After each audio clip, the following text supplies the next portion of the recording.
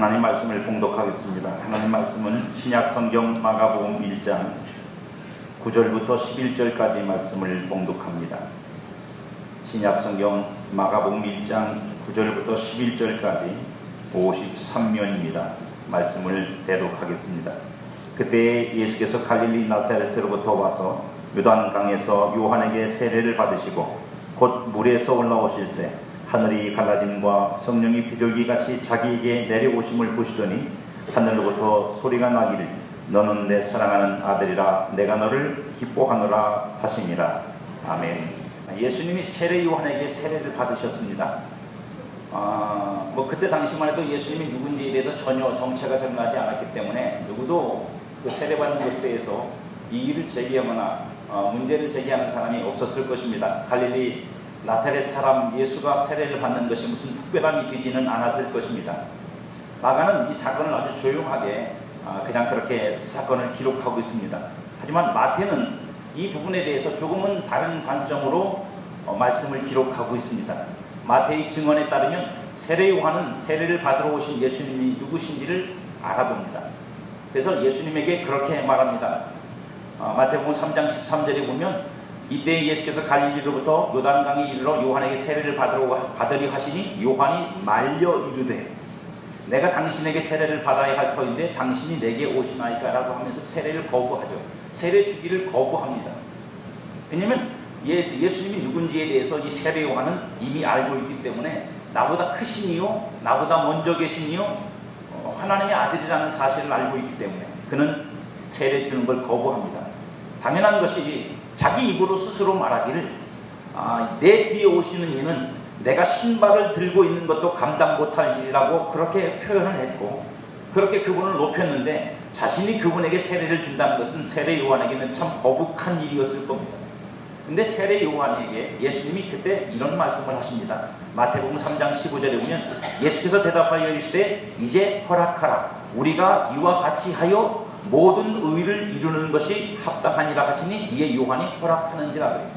그러니까 세례 요한이 예수님에게 세례를 주는 것이 자기 생각에는 불합리한 것이고 잘못된 것이어서 거절을 했는데 오히려 예수님 쪽에서 뭐라고 말씀하시냐면 이렇게 하여 모든 의를 이루는 것이 합당하니라 라고 말씀하십니다. 왜 예수님이 세례 요한에게 세례를 받으셔야 하는지에 대한 이유가 그 속에 담겨져 있습니다. 예수님이 표현한 말씀 중에 그 의, 모든 의를 이루는 것이라고 하는 말 속에 그 비밀이 담겨 있습니다. 그죠? 그렇다면 예수님이 요한에게 세례를 받아 이루어야 할 의가 있다는 뜻이지 않습니까? 예수님이 세례 요한에게 비록 예수님이 더 크신 이고 더 먼저 계신 이고 하나님의 아들이시어도 세례를 통해서 이루어야 될 하나님의 뜻이 있다는 말입니다. 여기서 말하는 의가 예수님도 이스라엘 백성이니 세례를 받는 것이 당연하다는 말씀일까요? 아니면 일반 백성들이 세례를 받는 것과는 다른 뜻의 의미가 있다는 말씀으로 하신 것일까요? 우리가 쉽게 생각해도 세례 요한이 베푼 세례의 타이틀이 뭐죠? 세례 요한이 세례를 베풀면서 앞에다가 걸어놓은 타이틀이 있습니다. 그게 뭐죠? 회개하게 하기 위하여 베푸는 세례입니다. 회개하기 위해서 베푸는 세례라는 것은 무엇을 전제하는 거죠? 우리가 죄인이라는 걸 전제로 하는 겁니다. 이스라엘 백성들이 죄인이라는 걸 전제로 하는 겁니다. 그러니까 죄인이 하나님께로 돌아서기 위해서 돌아서는 마음으로 돌아서는 삶의 태도로 세례를 통해서 그것을 의식화시켜 놓은 겁니다. 근데 예수님께서 그 세례를 받으신다는 건 예수님도 죄인이라는 전제 조건을 갖지 않으면 불가능한 일입니다. 근데 분명히 보면 예수님이 죄인으로 이 세례를 받으시는 것은 아닙니다. 그것만으로도 우리가 예수님이 말씀하신 이렇게 함으로 이와 같이 하여 모든 의를 이루는 것이 합당하다라고 말씀하신 그 의가 무엇인지 우리가 다시 한번 분명히 깨닫게 되죠. 이 속에는 예수님의 세례 속에는 일반 사람들이 회개하기 위해서 받은 세례와는 좀 다른 의미가 담겨져 있다는 뜻입니다. 그렇다면 그죠? 예수님에게 있어서 이 세례는 어떤 것일까요? 오늘 우리가 살피려고 하는 것은 바로 그것입니다. 여러분 혹시 세례의 의미를 아십니까? 세례를 받아도 세례가 뭔지를 모르시면 안 되지. 세례의 의미.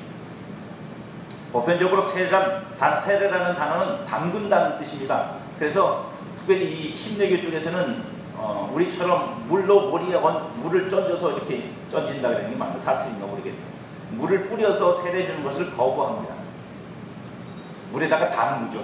사람들을 물속에 집어넣어서 꺼냅니다. 그게 성경적이라고. 물론 맞습니다. 물에다 담궜다 꺼내는 것입니다. 회개와 관련하여 세례를 받는다는 것은 죄를 씻는다는 의미가 분명히 그 속에 들어있습니다. 하지만 그것보다 더 강한 의미가 성경이 우리에게 설명하고 있는 세례의 의미입니다. 그게 뭐냐면 담근다는 말은 단순히 물에다가 적신다, 그 다음에 씻어낸다는 의미가 아니라 마치 장사 지낸다는 의미입니다. 죽는다고요. 죽는 거예요. 근데 성경이 말하고 있는 세례의 의미는 죽음입니다. 죄에 대하여 죽는 거예요. 그래서 다시 일으킬 때는 살아나는 거예요. 그런데 주님은 자신의 메시아적 운명을 말씀하시면서 세례라는 단어를 사용해서 표현을 하세요. 예수님이 메시아로서의 삶을 사시는 어떤 내용에 대해서, 그 내용이 어디 나오냐면 세베대의 두 아들이 예수님에게 그렇게 묻습니다. 예수님의 나라가 임할 때 하나는 우편에 하나는 좌편에 앉혀주십시오. 명예욕이죠. 제자들이니까 아직 그럴 수 있습니다. 그때 예수님께서 그 제자들에게 이렇게 대답을 하십니다. 예수께서 이르시되 너희는 너희가 구하는 것을 알지 못하는도다. 내가 마시는 잔을 너희가 마실 수 있으며 내가 받는 세례를 너희가 받을 수 있느냐라고 묻습니다. 그러자 이 세베대의 두 아들은 아무것도 모르고 그냥 이해하고 대답을 합니다. 근데 여기 보면 예수님이 분명히 자기 자신의 삶에 대한 어떤 것으로서 잔과 세례라는 말을 사용하세요. 거기에 세례가 사용되고 있습니다. 그러니까 예수님에게 있어서 세례라고 하는 것은 단순히 죄를 씻는다든지 깨끗하게 한다는 의미가 아니라 어떤 삶의 운명을 받아들이는 것에 있습니다. 자신에게 하나님께서 갖게 하시는, 걷게 하시고 살게 하시는 어떤 삶의 운명이라 예수님의 말씀을 직역하면 어느 시점에서 받은 세례가 지속적으로 영향력을 발휘하며 그 목적을 완성할 때까지 현재의 삶을 세례받음의 상태로 만들어 간다는 겁니다. 나는 지금 그 세례받음 속에서 살고 있다. 마치 무엇하고 비슷하냐면요, 요셉이 하나님의 말씀이 그를 끌고 가서 마침내 애굽의 총리가 되게 할 때까지 말씀이 그를 끌고 다닌 것처럼 예수님의 세례는 그냥 죄 용서받는 세례로 끝나는 게 아니라 그의 운명, 하나님 앞에서 하나님께서 그에게 씌워주고자 하는 어떤 멍에 그가 생애를 통해서 짊어지셔야 될 그의 운명적 삶을 짊어지는 것으로서의 세례라고 주님은 말씀하시고 있다는 뜻입니다.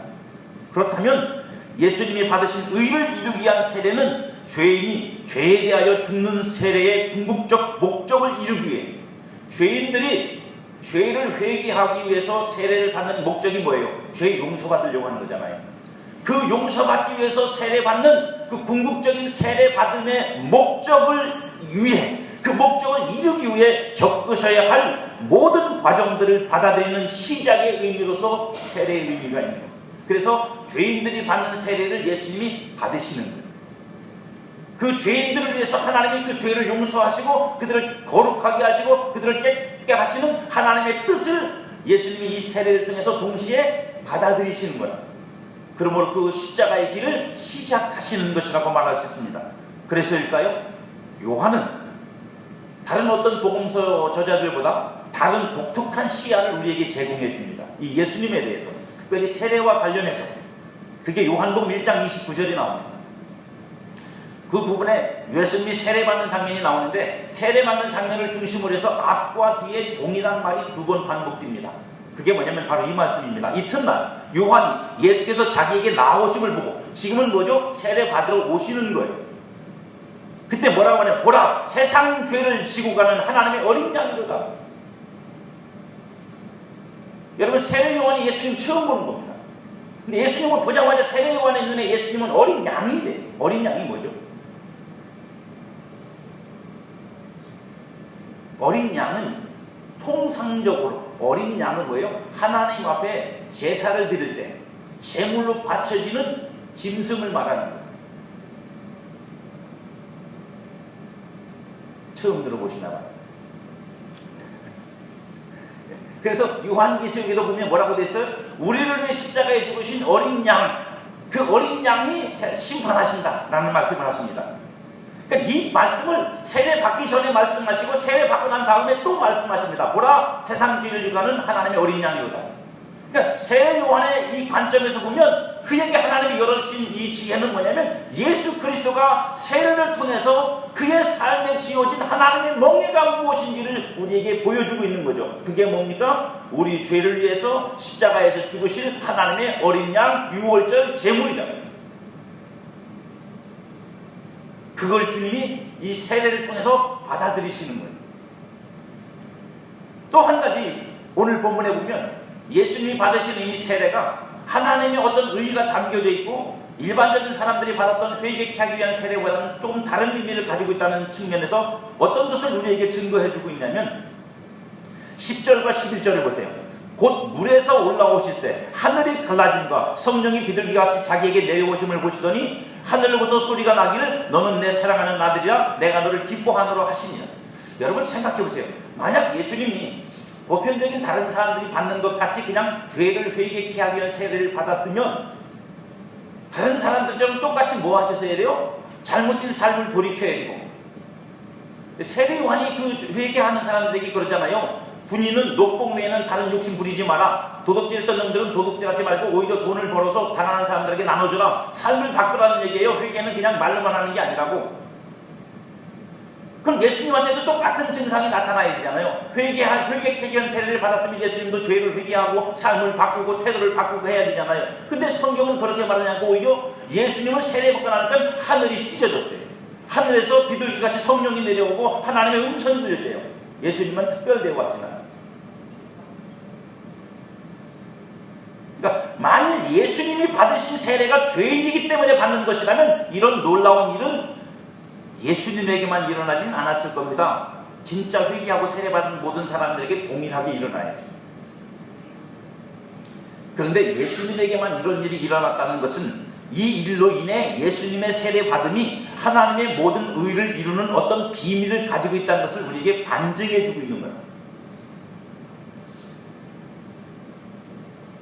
좀 전에 읽은 10절 말씀을 보면 10절 말씀에 세례를 받고 물에서 올라오자 놀라운 일이 발생합니다. 그게 뭐죠? 하늘이 어떻게 됐다고 그래요? 갈라졌대요. 여러분 하늘이 갈라진 거 보셨습니까? 하늘이 갈라지면 천재지변이죠. 큰일 나. 근데 성경 분명히 그러나 하늘이 갈라졌대요. 누구도 본 사람이 없어요. 근데 마가복음에서는 예수님이 봤고요. 요한복음에서는 세례 요한이 이걸 봅니다. 똑같은 사건이지만 관점들이 다릅니다. 근데 이 달라졌다는 말이 중요해요. 우리가 보통 달라졌다 그러면 하나로 있던 것이 둘로 쪼개졌다는 뜻이거든요.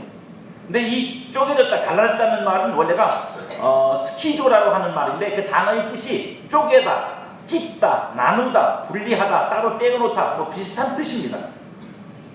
근데 여기서 가장 우리가 중요하게 생각해야 될 어떤 그 해석은 뭐냐면 찢는다는 뜻이에요. 하늘이 찢어졌다. 갈라지는 것도 못 알아듣는데 찢었다 그러면 또 더 하늘이 찢어지느냐 마느냐가 이상하겠는데 하늘이 찢어졌다. 여러분 이런 경험을 해보셨습니다.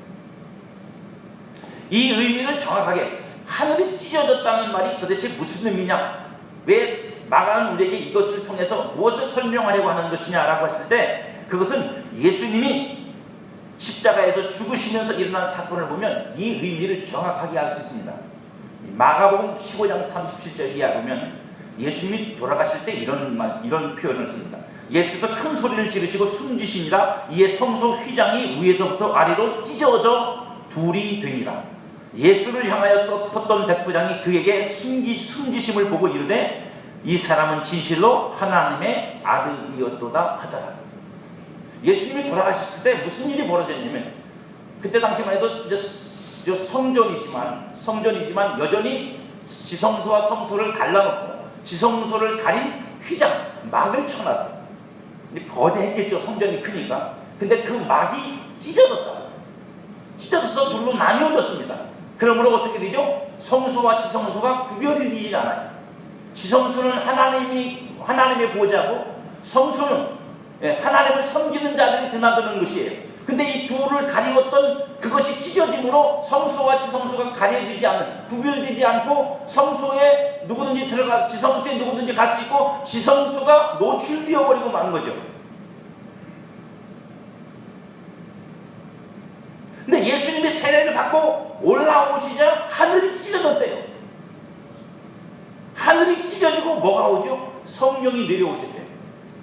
이 말을 좀 제가 기억하는 듯이 표현한 거예요. 안 찢어지면 안 내려온다는 얘기잖아요. 찢어졌기 때문에 성령이 내려오셨다는 뜻입니다. 예수님이 십자가에 죽으시자 그 휘장이 찢어져 하나님의 보좌를 상징하는 지성소가 마침내 열릴, 하늘이 열린 사건이 벌어졌다는 뜻입니다. 그러므로 이제 지성소로 들어갈 수도 있고 지성소에서 무언가가 나와 우리에게 나타날 수도 있게 됐다는 뜻이에요. 그래서 히브리 기자는 히브리서를 쓴 말씀은 히브리서를 쓴 그 말씀 중에는 이렇게 표현합니다. 이거 히브리서 10장 19절에 보면 그러므로 형제들아 우리가 예수의 피를 힘입어 성소에 들어갈 담력을 얻었나니, 여기서 말하는 성소는 바로 그 지성소를 말합니다. 그 길은 우리를 위하여 휘장 가운데 열어놓으신 새로운 살 길이요 휘장은 곧 그의 육체입니다. 예수님이 죽으심으로 말미암아 무슨 길이 열렸다는 뜻이에요? 천국 가는 길이 열렸다는 길. 예수님이 죽으심으로 하늘을 가리었던 천이 찢어지고 막이 찢어지고 우리의 죄로 말미암아 허물로 말미암아 멸망에 이를 수밖에 없는 우리들이 생명의 길로 들어갈 수 있는 길이 열렸다고요. 그게 바로 예수님이 죽으심으로 이루시는 일인데, 지금 세례 받으실 때 하늘이 찢어지고 성령이 임하는 이 사건은 예수님이 그 일, 바로 당신이 십자가를 지고 죽으심으로 말미암아 이루실 이 일을 받아들이고 있다는, 지금 세례를 통해서 그걸 받아들이고 있고 그의 운명의 명예로 짊어지시고 있고, 그러므로 말미암아 그것을 통해서 이루실 하나님의 뜻이 무엇인지, 의가 무엇인지를 우리에게 보여주고 설명해주고 있는 것입니다. 그래서 마가는 그 하늘이 찢어지자 거기서부터 하늘에 서서 성령이 내려오셨다고 기록합니다. 성령은 거룩하신 하나님의 영입니다. 그 거룩하신 하나님의 영이 사람에게 임하신 것입니다. 하나님의 영이 하늘을 찢고 사람에게 임하는 것은 영원히 함께 하시겠다는 의미입니다. 이것을 가능하게 한 것이 뭐라고요? 예수 그리스도가 받으신 세례라고요.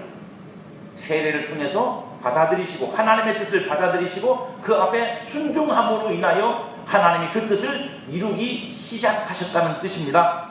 예수님의 세례를 받으심으로 죽음을 받아들이고 종국에는 십자가에서 죽으심으로 우리 죄를 사하심으로 하나님의 영이 사람에게 임하여 영원히 함께하는 임마누엘이 이루어지는 겁니다.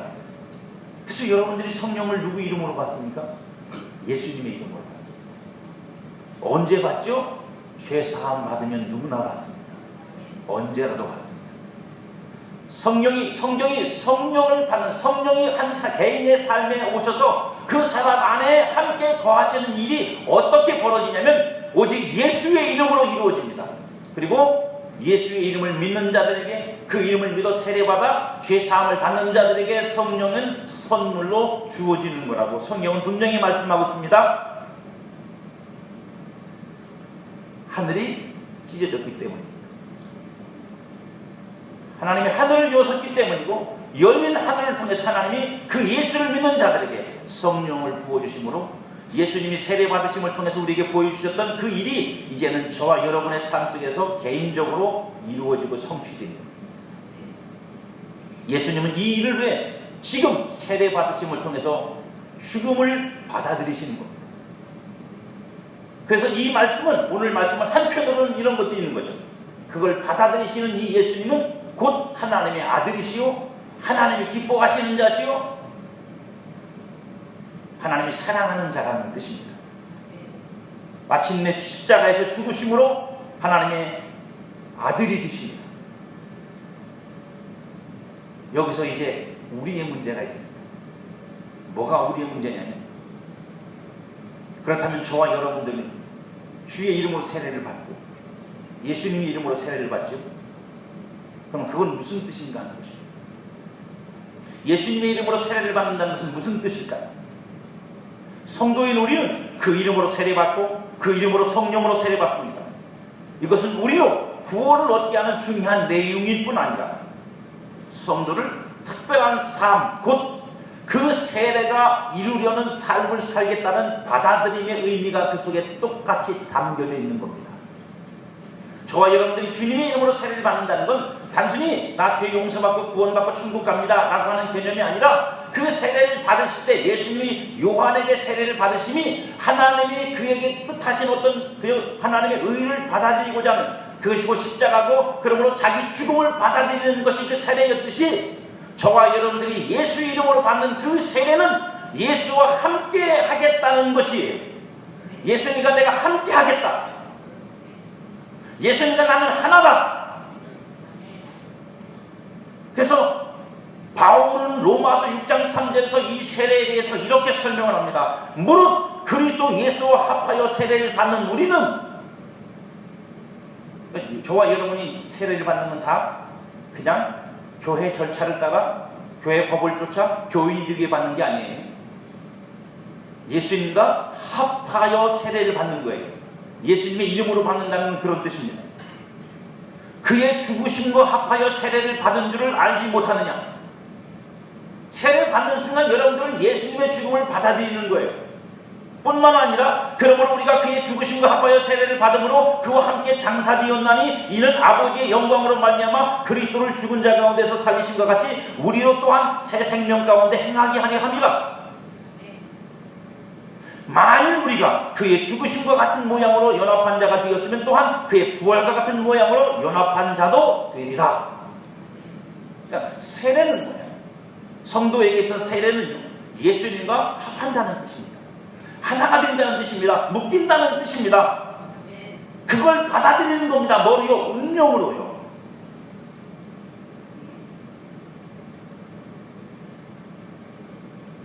세례 받고 딴짓 하시면 안 돼요.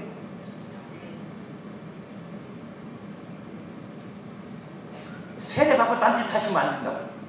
세례는 내가 예수 그리스도가 나를 위해 이 땅에 오셔서 짊어지셨던 그 멍에, 짊어지셨던 그 십자가의 죽으심, 고난, 그리고 죽은 자 가운데서 살아나신, 그리고 하늘에 오르신 이 모든 운명을 여러분들이 그리스도 예수와 함께 하겠다는 뜻으로 세례를 받는 겁니다. 올해 4월에도 부활절에 세례를 줄 터인데 혹시 세례 안 받고 받으시기를 원하시는 분은 이 믿음을 가지시고 준비를 하시고 받으시고, 이건 교회의 하나의 어떤 교인이 되기 위한 절차가 아니에요. 이건 내 삶 속에 그분이 운명으로 그리고 멍에로, 그래서 내 생애 동안에 그 세가 계속 영향력을 가지고 있어야 되는 거예요. 그 세례의 영향 아래에 있는 거예요. 예수님이 뭐라고 말씀하셨다고요? 내 세례를 너희가 받을 수 있느냐? 그럼 그건 무슨 말이에요? 내가 지금 가는 길을 너희가 따라올 수 있느냐? 내가 지금 살려는 삶을 너희가 살 수 있느냐를 말씀하시는 거예요. 그래서 바울은 빌립보서 3장 10절에서 이렇게 표현을 합니다. 내가 그리스도와 그 부활의 권능과 그 고난의 참여함을 알고자 하여, 그걸 알려고 한다. 그의 죽으심을 본받아 어떻게 했든지 죽은 자 가운데서 부활에 이르려 하노니. 말이 좀 복잡하긴 한데 간단하게 말하면 뭐냐면, 나는 예수 그리스도를 어떻게 알기를 원하느냐? 그와 함께 하나 된 것 속에서 알기를 원하는데, 그 하나 된다는 것이 무슨 뜻이라고요? 참여합니다. 나는 그에게 참여되기를 원한다. 근데 그는 이미 고난을 받으셨고 죽은 자 가운데 살아나셨고 그리고 하늘에 오르셨습니다. 근데 그것이 그냥 신앙 안에서, 말씀 안에서, 교리 안에서가 아니라 내 삶을 통해 나는 참여하기를 원한다. 그러므로 나는 지금 고난 속으로 나를 내어준다. 고난에 나를 집어던진다. 나는 고난 받는 곳에 내가 있다. 왜냐? 거기서부터 주님의 부활이 왔기 때문이다. 그러므로 나는 그 고난을 통해서 부활에 이르려는 그 길을 가기 원하고 그것에 참여하기 원하고 그걸 경험하기 원한다. 라는 게 바울의 고백입니다. 그게 우리가 세례받는 일입니다. 또 고린도후서 4장 10절 이하에 보면 바울은 이걸 한 단계 더 나아가 말합니다. 우리가 항상 예수의 죽음을 몸에 짊어지면 예수의 생명이 또한 우리 몸에 나타나게 하려 합니다.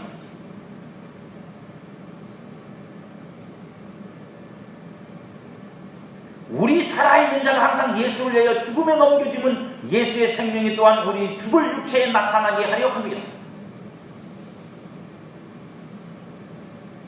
여러분 안에 하나님의 생명이 있는 걸 뭐로 증명하시겠습니까? 여러분 안에 그리스도의 부활 생명이 있다는 걸 뭐로 증명하시겠어요? 교회 나오는 거예요. 기도하는 거예요. 물론 그것도 중요한 역할입니다. 하지만 바울이 말하고 있는 의미를 쫓아가 보면 바울은 분명하게 말합니다. 우리 안에 죽은 자 가운데서 살아나신 예수 그리스도의 생명이 있다는 것을 증명하려면 가장 큰 증명의 요건은 뭐냐? 내가 죽는 데 있어 보면 안다. 내가 죽는 자리에 서보면 그 생명이 진짜인지 아닌지 알 수 있다. 내가 죽는 자리에 들어가서 내가 죽을 것 같은 삶 속에서 죽는 것 같은 어떤 일들을 겪으면서 그 속에서 내 안에 계신 예수 그리스도의 부활의 생명이 참된 것이면 나는 거기서 안 죽고 다시 살아날 거고,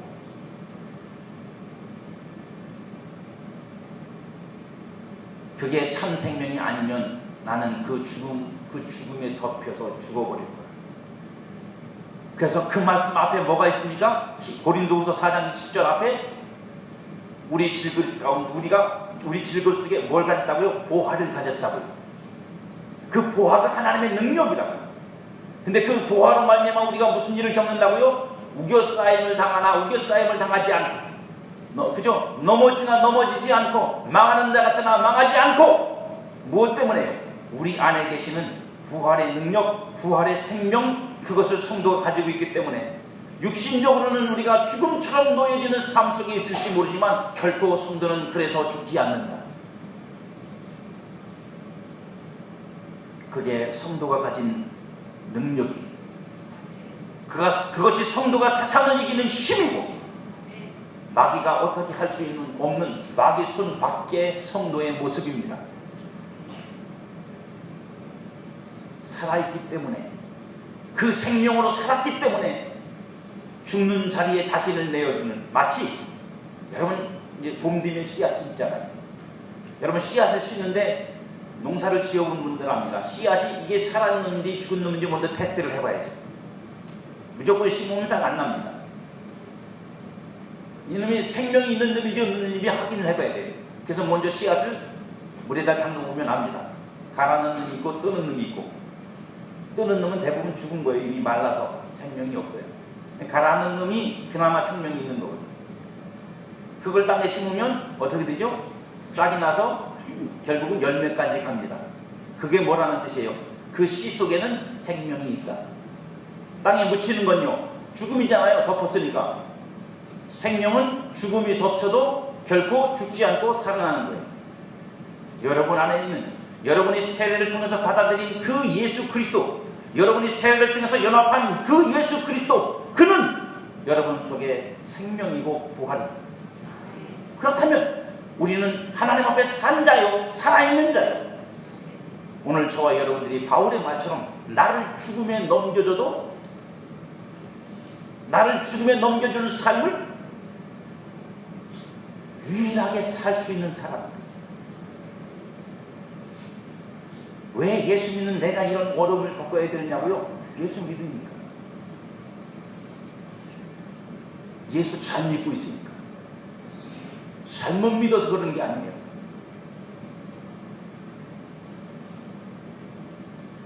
잘못 믿어서 그러는 게 아니라고, 여러분. 여러분은 예수 그리스도로 말미암아 그 이름으로 세례를 받는 순간에 그와 하나가 됐고, 그러므로 그로 말미암아 산 자가 되었어요, 하나님 앞에. 그렇다면 살아있는 자이기에 나를 죽음에 넘겨주는 삶을 살 수 있다는 사실을 여러분들 아십니까? 그래서 여러분들이 한 영혼을 구원하기 위해서, 그 영혼에게 생명을 주기 위해서 죽는 신용까지 할 수 있는 거예요. 그 생명이 없는 사람은 이거 못합니다. 전도 못한다고요. 영혼을 구원하기 위해서 자기를 죽음에 넘은 내던지는 이런 행위 못한다고요. 왜죠? 이렇게 함으로 인하여 생명이 잉태되고 생명이 살아나고 저도 살고 나도 산다는 걸 모르니까.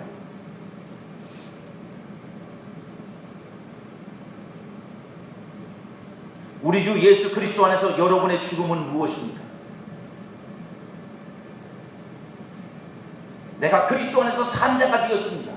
그런데 지금 내가 바울 말처럼 내가 이제 그리스도 예수와 함께 세례받은 자므로 내가 그의 고난에도 참여함을 알고자 하여 나를 죽음에 넘겨주는 그 죽음에 넘겨주는 죽음, 나만의 죽음, 여러분만의 죽음은 뭡니까?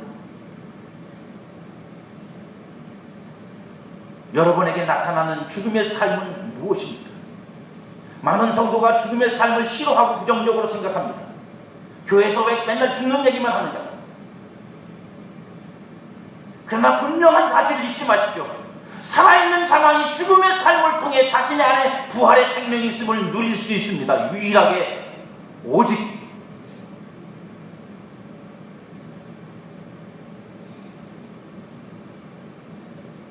죽음의 삶은 괴롭고 힘들고 좌절되는 게 아니에요. 죽음의 삶이란 그 죽음의 삶을 통해서 자기 안에 참 생명이 있다는 것을 누리는 생명력입니다.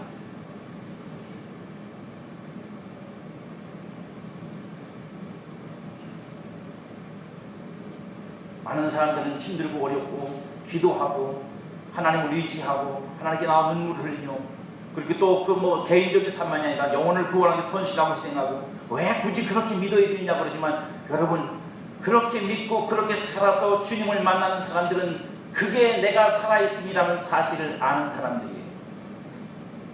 그걸 모르니까 못하는 거지. 자기 죽음을 통해 예수 그리스도의 생명이 내 삶에서 쏟아진다는 사실을 나만이 아니라 다른 사람에게까지 그 생명이 나타난다는 사실을 아는 사람만이 그건 고난이나 좌절이나 고통이나 핍박이나 어려움이 아니라 뭐예요? 내 안에 계신 참된 생명을 살아내는 삶이에요. 그 운명이라고 그 멍에를 내가 짊어지고 있는 거고 나는 예수와 함께 그 멍에를 지고 지금 같이 그 길을 가고 있는 거예요. 성도는 율법주의자도 아니고 금욕주의자도 아닙니다. 법을 정해놓고 이거 지켜라 말아라.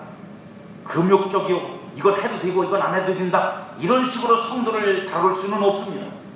그렇지만 예수님과 함께 세례를 받음으로 그가 사셨던 모든 삶의 내용과 방식들을 성도는 이제 열망합니다. 저는 내심 기대를 했어요. 한 분이라도 아멘을 할 거다. 왜냐하면 진짜 예수님을 만나서 참 신앙을 가지고 은혜를 경험한 사람이라면 반드시 이 과정을 거쳤을 것입니다. 왜요? 제가 그 과정을 거쳐갔으니까 알죠. 반드시 이 과정을 거쳤을 텐데 내가 주를 위해 죽기 원하나이다 기도를 했을 텐데 아멘을 아무도 안 하는 거 보니까 우리는 전부 다 쭉정이 뿐인가? 아니요, 분명한 사실입니다. 예수 그리스도의 이름으로 세례를 받고 또 그가 보내신 성령으로 세례를 받고 나면 우리 속에 생기는 가장 큰 열망, 예수와 함께 죽고 예수와 함께 고난을 받으며 주를 위해서는 내가 무슨 일이든 감당하겠습니다. 이 고백이 여러분의 입을 통해서 터져나온다고요. 안 나오면 가짜지. 그게 안 나온 성도면 가짜죠. 오히려 그게 우리는 그렇게 시작했다고요. 고난을 두려워하지도 죽음을 두려워하지도 하나님이 우리 세례를 통해서 우리의 어깨에 매어진 이 멍에를 두려워하지도 않았어요. 오히려 그걸 기뻐하고 그걸 내게 달라고 기도했고 하나님 그렇게 살기를 원한다고 주님께 눈물을 흘렸어요. 지금 우리가 잃어버린 게 뭔지 아십니까? 그걸 다 잃어버린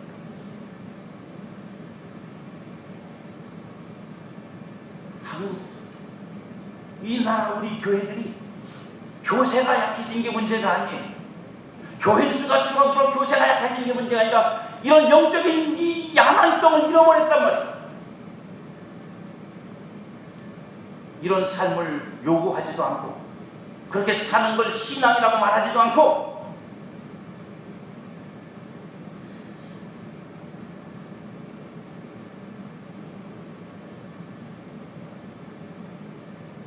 억지도 아니고 어쩔 수 없음도 아닌 사랑함으로 나의 십자가를 받아들이는 게 성도예요. 그러면서 울며 찬송하며 기도하는 게 성도예요. 칠전팔기할지라도 이길 만한 가게 해주십시오. 영생복락 주시려고 주신 이 길 가게 해달라고 기도하고 찬송하고 회개하고 울고 그렇게 처리하고 금식하며 주님 앞에 섰던 게 한국교회고 성도의 시작입니다.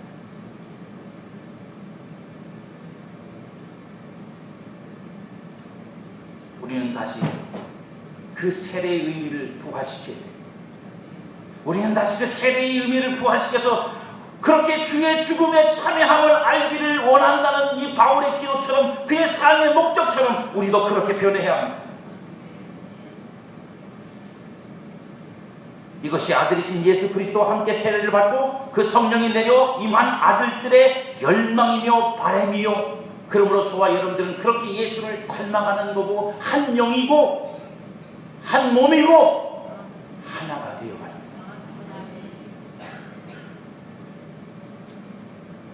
우리가 이 역동성을 잃어버렸습니다. 오늘 주의 십자가는 내가 살아내야 할 삶의 흔적이며 자랑이 아니고 나를 편하게 하고 형통하게 하는 마스터키가 되어버렸어요. 주의 십자가가 내가 살아내야 될 그리스도의 흔적의 삶이 아니라 나를 편하게 하고 형통케 하는 황금 열쇠가 됐다고. 예수만 믿기만 하면 형통하고 예수 믿기만 하면 편하고.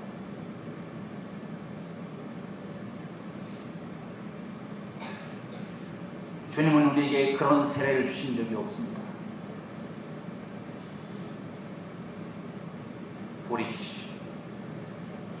돌아서세요. 이 길이 행복인 줄 알 때까지 돌아서셔야 됩니다.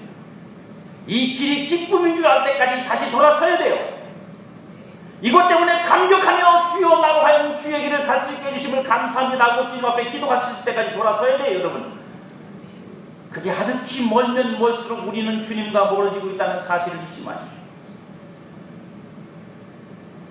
돌아와 다시 한번 주의 십자가, 그 험한 십자가를 사랑하고 굳게 붙잡고 주와 함께 주의 길을 참여하는 자로 내 몸을 주의 죽으심, 그 죽으심에 넘겨주는 자 살아가는 여러분이 될 수 있기를, 그런 2019년도가 되기를 주의 이름으로 축복합니다.